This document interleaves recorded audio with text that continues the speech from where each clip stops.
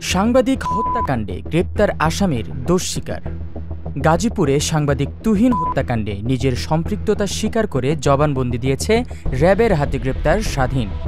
শনিবার ৯ আগস্ট সকালে গাজীপুরের পোড়াবাড়ি ক্যাম্পে আয়োজিত এক সংবাদ ব্রিফিংয়ে এ তথ্য জানান company commander KMA Mamun Khan Chishti. স্বাধীন যতটুকু তার কথাই বলেছে, সে হচ্ছে বাস ড্রাইভার, সে ৮-৯ বছর ধরে এখানে আছে এবং যেভাবে গ্রুপের সাথে আছে তা আমার তো মনে হচ্ছে যে সে একটা গ্রুপের সদস্য।